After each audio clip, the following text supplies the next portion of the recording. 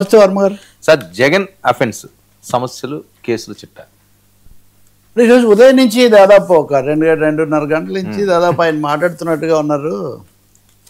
చూసేవాళ్ళు ఒకటే అనుకుంటారు, ఇందులో కనీసం ఒక పదవంతైన ఆయన ముఖ్యమంత్రిగా ఉన్నప్పుడు కూడా ప్రజలను నేరుగా అడ్రస్ చేసుకుంటే మెరుగ్గా ఉండేది కదా మీడియా ద్వారా అని.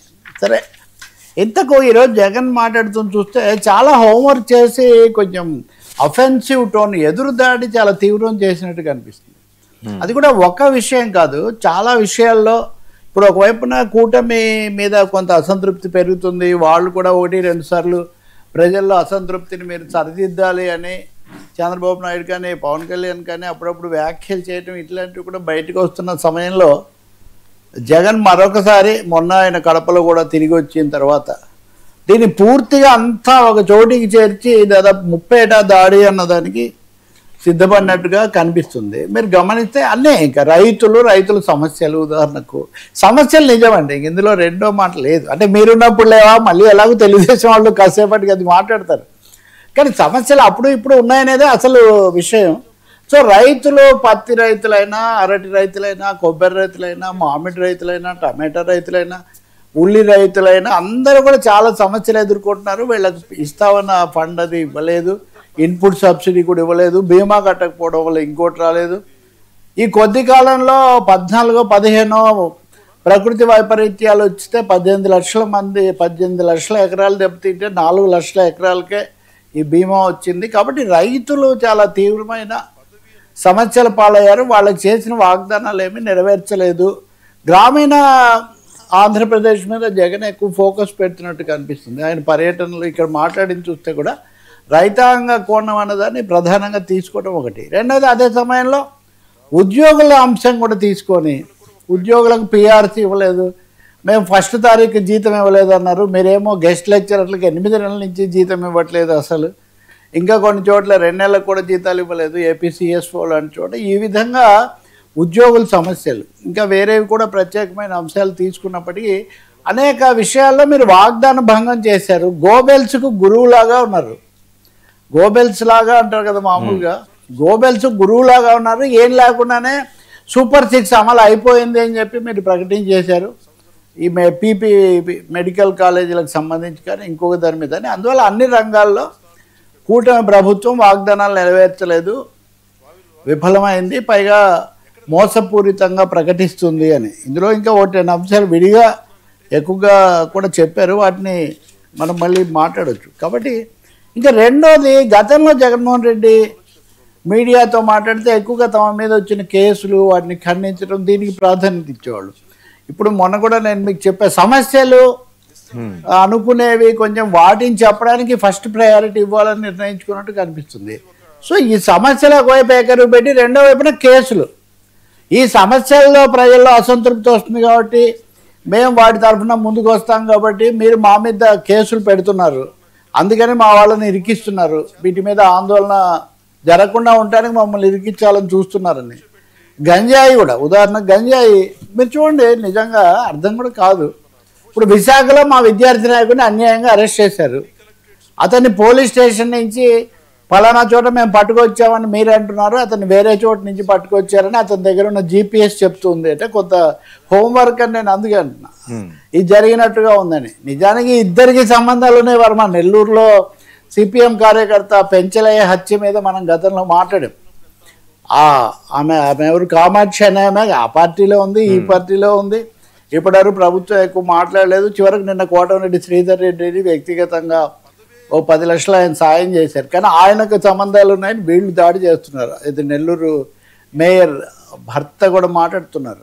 ఎనివే, జగన్ ఏంటంటే ఈ గంజాయి సమస్య, మద్యం మీ హయాంలో అన్నీ మీరు తప్పులు చేశారు, దాని మీద నుంచి చేయడం కోసం మా మీదకి పెట్టి మా వాళ్ళని అన్యాయంగా అందరినీ కూడా కేసుల్లో పెట్టారు. ఏం ఆధారాలు దొరకట్లేదు. కల్తీ మద్యం మీ దగ్గర దొరికితే ఆ కల్తీ మద్యానికి కోసం జోగి రమేష్ కొడుకు కూడా యాక్టివ్గా ఉన్నాడని అతన్ని కూడా పెట్టారు అని. మొత్తం మీద ఏంటంటే ఈ కేసులన్నీ వట్టివి, మీరు కేవలం కక్ష సాధింపు కోసమే పెట్టారు. రెండో వైపున మీ మీద ఉన్న కేసులేమో మీరు ఎత్తేయించుకుంటున్నారు. ఈరోజు అవన్నీ కూడా వరుసగా మాట్లాడారు. నిజానికి జగన్ ఈరోజు మాట్లాడారు, కానీ నిన్న సజ్జల రామకృష్ణారెడ్డి, సుధాకర్ బాబు, ఇంకా 2-3 మాట్లాడారు. కేసు ఈవెన్ పొన్నవాళ్ళు సుధాకర్ రెడ్డి కూడా కోర్టులో చంద్రబాబు మీద కేసులు రద్దుకు సంబంధించిన డాక్యుమెంట్లు మాకు ఇవ్వండి. డాక్యుమెంట్ మీరు రద్దు చేసినవే కదా, కోర్టులో పెట్టిందంటే పబ్లిక్ డాక్యుమెంట్ కదా, కాబట్టి ఆ డాక్యుమెంట్లు మాకు ఇవ్వండి అని. మీ మీద మిమ్మల్ని కాపాడుకోవడానికి మా మీద అన్యాయంగా కేసులు పెడుతున్నారు అని ఒక సీరియస్ ఎదురుదాడి జగన్ ఈరోజు 30 అన్ని వైపుల నుంచి చేసినట్టుగా స్పష్టంగా కనిపిస్తుంది. అంటే ఈ విధంగా ప్రభుత్వం మీద తీవ్రమైన అసంతృప్తి వచ్చింది. ఇప్పుడు మనం ఏమాత్రం కూడా వెనక్కి తగ్గకుండా ముందుకు పోవాలని. అదే సమయంలో ఇంకా మామూలుగా ఉండే పదాలు ఉంటాయి కదా, రైతులను ఆదుకోవడానికి అపోతే గాడిదలను కాయడానికి మీకు ఇచ్చారా, ఇంకోటి ప్రజల్ని ఈ విధంగా చెయ్యని సూపర్ 6 అనేవి చేశామని మోసం చేస్తున్నారు కాబట్టి మిమ్మల్ని జైల్లో పెట్టాలి. ఎవరెవరిని పెట్టాలి? ఇంతకుముందు చంద్రబాబును ఒకరినే పెట్టారు, ఇప్పుడు చంద్రబాబును, లోకేష్ను, పవన్ కళ్యాణ్ను ముగ్గురిని కూడా జైల్లో పెడితే తప్ప ఆంధ్రప్రదేశ్ను కాపాడలేము. So save Andhra Pradesh, jail the 3 leaders, arrest the 3 leaders, ముగ్గురిని కూడా జైల్లో పెట్టి ఆంధ్రప్రదేశ్ను సేవ్ ఆంధ్రప్రదేశ్ అనే ఒక కొత్త స్లోగన్తో బహుశా వాళ్ళు ముందుకు వస్తారేమో తెలియదు. అందువల్ల తమ వాళ్ళను సమర్థించుకోవటము, వాళ్ళ కేసుల మీద ఎదురుదాడి చేయటము, మూడవది రైతులు, ఉద్యోగులు అందరి సమస్యలు కూడా ఏకరువు పెట్టడం ఆయన ఈరోజు చేశారంటే చాలా ఒక వ్యూహాత్మకంగాను హోంవర్క్తో పకడ్బందీగా చేసినట్టుగా ఉంది. పైగా ఏం చేసినా ప్రతిదానికి ఏదో అప్పుడు అలా చెప్పారు, ఇప్పుడు ఇలా చెప్పారని చెప్పడం. సో విశాఖ ఉక్కు, తిరుపతి లడ్డు ఈ వీడియో ప్లే చేయడం ఏంటి, ఇదేం లాజిక్? నిజంగా మీరు ఇది కూడా తీసుకున్నారు. విశాఖ ఉక్కు అంటే ఆయన ఒక లాజిక్ ఏంటి అంటే, విశాఖ ఉక్కు మీరు పోరాడండి, మేము మీతో ఉన్నాము, మీతో ప్రతి అడుగులో మేము ఉంటామని చంద్రబాబు గారు అప్పుడు చెప్పారు. వాళ్ళ రాష్ట్ర అధ్యక్షుడు పల్లా శ్రీనివాసులు గాజువాక శాసనసభ్యుడు ఆయన నిరాహార దీక్ష చేశాడు. మరి అప్పుడేమో నిరాహార దీక్ష చేసి మీతో నడుస్తాము, మీతో ఉంటామని చెప్పి, ఇప్పుడేమో ఏం తమాషాగా ఉందంటే, ఇది తమాషానా, రాజకీయ తమాషానా విశాఖ ఉక్కు మీద అని ఒక ప్రశ్న నిజంగా ఉత్పన్నం అవుతుంది. సరే జగన్ ఏం చేశారు, జగన్ హయాంలో ఇవన్నీ జరగలేదంటే మొదలయ్యాయి, అందులో సందేహం లేదు. కానీ జగన్ ఇక్కడ పోస్ట్ చేస్తుంది ఏంటంటే వ్యూహాత్మకంగా మేము శాసనసభలో తీర్మానం చేశాము, విశాఖ ఉక్కును కాపాడాలి, అలాగే విశాఖ ఉక్కుకు క్యాప్టివ్ మైన్ సొంత గనులు కేటాయించాలి అని మేము తీర్మానం చేసి కేంద్ర ప్రభుత్వానికి పంపించాము. సరే ప్రధానమంత్రి వచ్చినప్పుడు కూడా సభలో అడిగారు కదా ఫార్మల్గా, కాబట్టి మేము అడిగాము, దీని తరఫున మేము నిలబడ్డాము, మా హయాంలో ఇంత దూరం పోలేదు, మీ హయాంలో కేంద్రం కాదు కదా మీరే బెదిరిస్తున్నారు, అది కూడా చేస్తున్నాడు.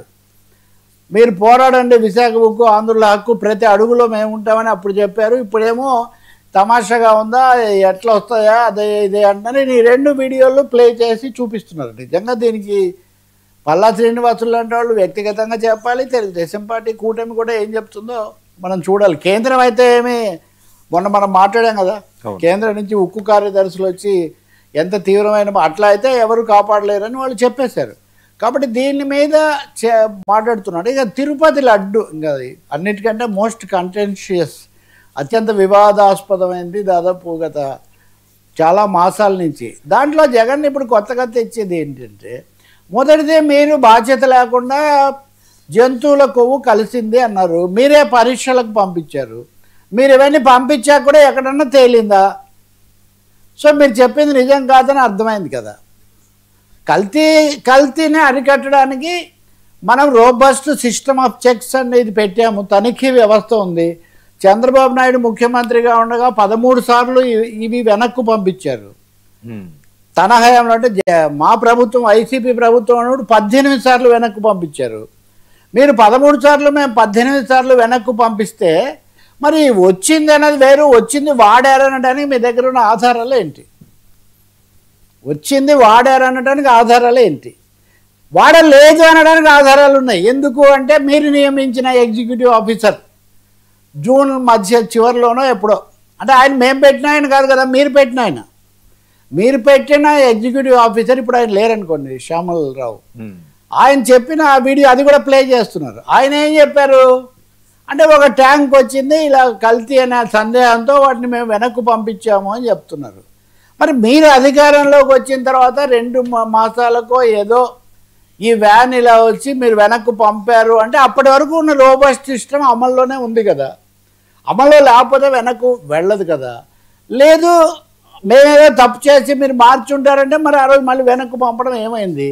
అన్నింటిని మించి కోరి మీరు నియమించుకున్న అంతకుముందు జరిగిన దాన్ని చక్కదిద్దుతామని నియమించుకున్న ఎగ్జిక్యూటివ్ ఆఫీసర్ అది నెయ్యి వాడలేదు అని ఆయన బల్లగుద్ది చెప్తూ ఉంటే మీరు వాడారని ఎలా చెప్తారు? సో ఆధారాలు లేకుండా మీరు మాట్లాడుతున్నారు. ఒక విధంగా పాలిటిక్స్ ప్లే చేస్తున్నారు. దేవుణ్ణి కూడా అంటే ప్రతిదాన్ని ఇందాక నేను చెప్పినట్టు ప్రతిదాన్ని రాజకీయమయం చేసినట్టే మీరు దేవుణ్ణి అందులో కూడా ప్రపంచంలోనే సాటి లేని వెంకటేశ్వర స్వామి తిరుమలను కూడా మీరు మీ రాజకీయ ప్రయోజనాల కోసం వాడుతూ ఉన్నారు. ఇది బహుశా తీవ్రమైన మళ్ళీ ఎట్లాగో అది ఇది మాట్లాడతారు. కానీ ఒకటేమో ఇప్పటికే మీ వాదన విగిపోయింది, కొవ్వు లేదని వచ్చింది. రెండవదేమో అక్కడ ఒక తనిఖీ వ్యవస్థ ఉందా లేదా? తనిఖీ వ్యవస్థ ఉంటే మీరు మేము వెనక్కి పంపినప్పుడు ఎలా వచ్చింది అని. సో మరి చూడాలి. ఇంకా మళ్ళీ వీళ్ళు సెకండ్ రికార్డ్ వేస్తారు కదా. మళ్ళీ సెకండ్ రికార్డ్ వేసినప్పుడు వీళ్ళు ఏమైంది సవాళ్ళు ప్రతి సవాళ్ళతో ఏం జరగదండి. సంపూర్ణమైన న్యాయ విచారణ జరపడమే ఒకటే. ఈరోజు చంద్రబాబు నాయుడు మీరు పత్రికలు గమనిస్తే ఈవోలు ఏమాత్రం సరిగ్గా పనిచేయడం లేదు.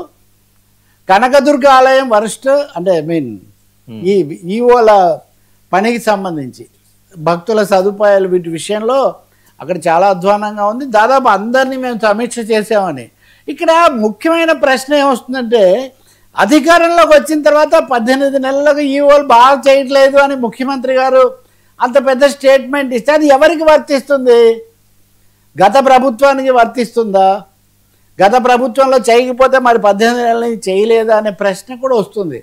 కాబట్టి ఖచ్చితంగా ఐ థింక్ కూటమి ప్రభుత్వం కూడా ఈ విషయాల్లో కొంత స్పష్టత ఇవ్వాల్సిన అవసరం ఉంటుంది. అది ఏమీ జరగలేదు అంతా వట్టిదే అనే జగన్ వాదన ఆయన కోర్టులో నిరూపించుకోవాలి తప్ప ఇంకోటి అవ్వదు. కానీ పరిస్థితులు అయితే బాగాలేవు, సమస్యలు తీవ్రమవుతున్నాయి, ఈ అసంతృప్తి పెరుగుతుంది. జైల్లో వేస్తారా, మీరే జైలుకు పోతారని వీళ్ళు అంటుంటారు. నేను వచ్చి మిమ్మల్ని ఆఖరికి మన రాజకీయాలని జైళ్ళ చుట్టూ అరెస్టుల చుట్టూ తిరుగుతున్న ఒక పరిస్థితి అయితే కనిపిస్తుంది.